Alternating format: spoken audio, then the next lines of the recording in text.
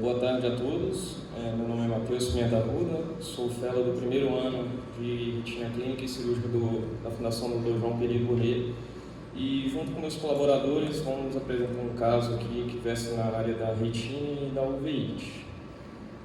Declaro não haver nenhum conflito de interesse nessa apresentação, e esse caso foi gentilmente cedido pelo nosso chefe, Dr. Márcio Costa, que é o chefe do departamento de retina e vítreo lá da Fundação Dr. João Pereira Bonet.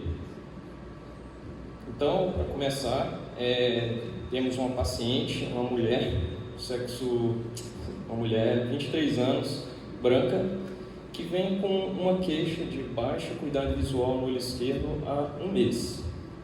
De antecedente pessoal, familiar, oftalmológico, não tem nada digno de nota. O exame oftalmológico, então, com a acuidade visual corrigida pela tabela de Snellen, ela é 20/20 do olho direito, 20/400 do olho esquerdo, biomicroscopia de ambos os olhos sem alterações, tonometria dos olhos estão normotensos, e a fundoscopia eu vou apresentar para vocês. Então, o olho direito, que é o olho que não é o da queixa, é uma retinografia colorida, sem nenhuma alteração, junto com a ângiyo, e um OCT também sem nenhuma alteração.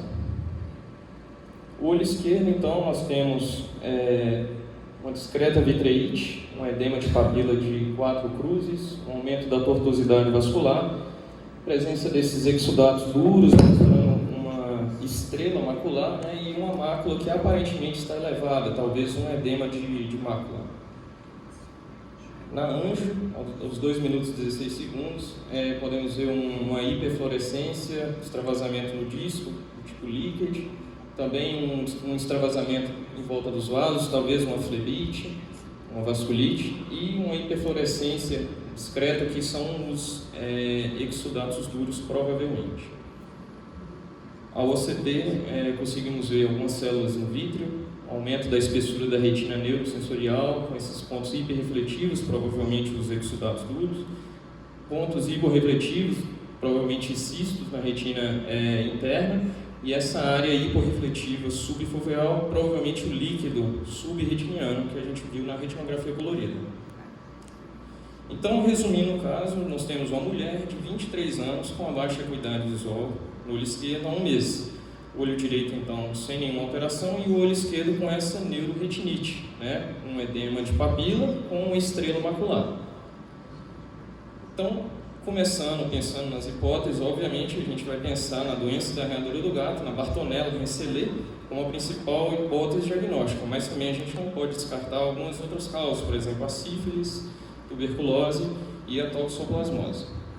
Então, diante disso, partindo dessas hipóteses, a gente solicitou alguns exames, toxo, sorologia para Bartonella, alguma triagem reumatológica, VDRL, e já decidimos entrar com doxiciclina 100 mg de 12 em 12 horas, justamente pensando na Bartonella.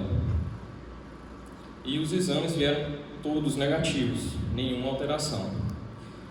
Então, para nossa surpresa, a gente pensou em outras hipóteses que não são comuns, principalmente aqui no Brasil, e decidimos solicitar sorologia para Borrelia burgdorferi, da doença de Lyme, e ela veio positiva, 1/116, com confirmação pelo teste do Western blot. Isso é importante para validar o teste imunoenzimático. Então, a gente manteve a doxiciclina e acrescentamos prednisolona 40 mg dia. Depois de 60 dias de evolução, houve uma resolução muito boa, do edema de disco e também da estrela macular, do edema macular. O OCT aqui, após 60 dias de tratamento, também sumindo aquele fluido subretiniano que tinha. E aqui com o quadro comparativo antes e após o tratamento. 60 dias de diferença, a acuidade visual de entrada 20/400 e a paciente hoje está 20/25. É uma melhora considerável. E agora, eu finalizo com um diagnóstico de neuroretinite causada pela doença de Lyme, e uma neuroretinite que foi apenas a manifestação desse quadro. Não houve queixa de rache, artralgia, mialgia, cefaleia, nenhum outro comemorativo da doença de Lyme, apenas a neuroretinite. E eu finalizo agora para a discussão. Queria fazer a primeira pergunta. Para onde que essa paciente viajou para ela pegou essa doença de Lyme? Ela é do interior de Minas, de Guaxupé, e ela nega viajar para o exterior. Ela não teve nenhuma viagem, somente em Guaxupé mesmo. Na verdade, alô? Eu fiz um capítulo do Fernando Orestes do doença de Lyme. E eu acompanhei lá na USP um cara chamado Natalino. Esse é o homem que mais sabe de doença de Lyme-like. Né? Não existe Lyme no Brasil, se você conversar com os reumatologistas, porque você tem que ter a mordida do carrapato, é muito parecido com a sífilis, né? E ele dá um eritema que na sua frente, a primeira coisa que acontece, ele vai aumentando na sua frente. Então é o carrapato. E apareceram alguns casos em São Paulo, na região de Itapevi, há 20 anos atrás, 2 irmãos que foram picados. E então apareceu um quadro muito característico. Depois veio doença articular, tem que tratar por muito tempo com remédio, é que nem sífilis, você tem problema cardíaco também. Então, na verdade, eu fiquei junto na época, a gente estudava, mas esse Western blot que é feito é americano, não é, porque não encontraram até hoje o agente. Chegaram a isolar, até aqui na Serra do Mar, tem uma moça que estudou isso aí, ela descobriu qual é o agente intermediário, mas para fechar como Lyme, então é muito complicado, né? A doença de Lyme é uma doença aqui nos Estados Unidos, é um veado que fica até nas casas, vão para lá, ele que transmite, de modo geral. Em Nova York tem muito. Então, Lyme-like, que é o nosso diferencial com muita dor articular, que começou assim, começou com febre reumática-like, né? Aí alguém descobriu. Então, eu ia te perguntar, o que deu a toxoplasmose nessa moça?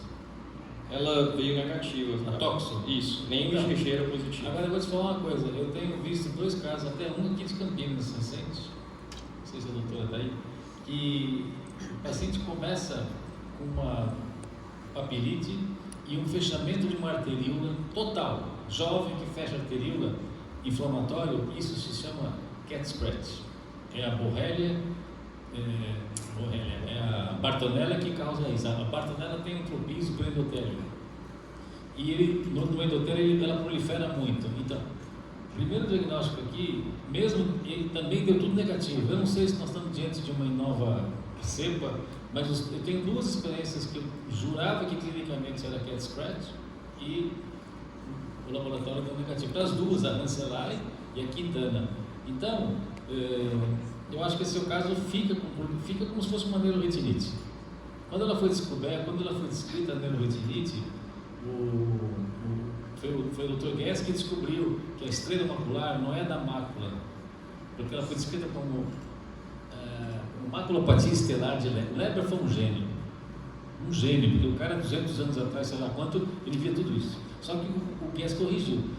A estrela está na mácula, mas vem do nervo, vem da dilatação dos capilares, porque tem descolamento da retina sensorial, o líquido absorve e fica a estrela macular. Aliás, a estrela macular que tem que ser 360 graus. Esse é o caso, eu não sei se eu chamaria de Lyme, a não ser que você põe uma agulha ali na câmara anterior e faça um PCR do tipo DRI, né? Mas eu acho que é uma neuroretinite, não há dúvida, mas a gente tem que pensar primeiro em que é doença da arranhadura. E tem história de arranhadura, ela? Não tem, e os exames vieram negativos também, então o laboratório não tinha nenhum contato com gato. É o que eu estou dizendo. Oi? Sim, esse laboratório, segundo o Dr. Márcio, ele é confiável e tudo. Você fez os 2 exames? Sim. Realmente, para mim é bacana. E você, como você fez o tratamento, já entrou com a medicação já de cara, né? Sim. Aí... Bom, eu vou acrescentar algumas coisas, mas assim, se tiver mais algum comentário. Eu acho muito legal, parabéns pelo caso. Neuroretinite confirmado pela angiografia, né? Lembrar que extravasantes no nervo, depois a mácula confirmando que realmente vem do nervo, quer dizer que a exudação da mácula vem do nervo, certo? E, bom, eu pego um monte de casos, na verdade eu trato empiricamente doxiciclina 12 em 12, vários nem fazem, eu mando pro infecto, na verdade, mas muitos eu nunca mais vejo, e muito corticoide, às vezes principalmente em crianças, às vezes você manda corticoide e o resultado visual não é muito bom como foi o seu, e, às vezes pior do que isso fica com 20, 25, então muito bom. Agora realmente, daí sendo de Lyme eu nunca peguei, muito interessante. Bom, concordo tudo com o que os senhores falaram, é uma doença que a gente não espera no Brasil, ainda mais com um paciente que nega ter viajado. Foi através desse relato, lá quando eu fiz estágio com o Dr. Miguel na McGill, a gente publicou no Panamérica, e eu tive o interesse de tentar estudar um pouco a mais, porque se você vai olhar no PubMed, não tem um relato apenas de neuroretinite. São 87 artigos publicados no PubMed sobre manifestações oculares do doente de Lyme. Eu li praticamente todos, porque eu estou fazendo uma revisão sistemática sobre isso. E o tratamento é o mesmo, tá? Doxiciclina. Alguns outros lá, alguns relatos eles entraram com ceftriaxona, né, endovenoso. Outros até tiveram coragem de clavulin mesmo, mas a grande maioria era doxiciclina. E como neuroretinite somente, eu achei um além desse, né, que a gente publicou. Mas é muito raro até as próprias manifestações oculares, que a doença tem 3 estágios, geralmente no 2º e 3º estágio, e mesmo assim a gente vê na literatura que o mais comum é uma conjuntivite mesmo de influenza, e essas manifestações mais no fundo de olho são mais raras. Mas ainda estou fazendo essa revisão, mas concordo, né?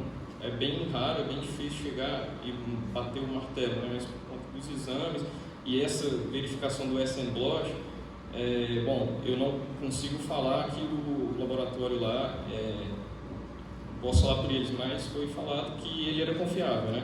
E a gente vê que para diagnosticar, você pode simplesmente pela área epidemiológica, que não era o caso daqui, né? Você pode fazer apenas o ELISA e um hash para diagnosticar, ou nessa situação, pelo que eu vi, né, do ELISA com o SN blot confirmando, sabe, para poder fechar o diagnóstico.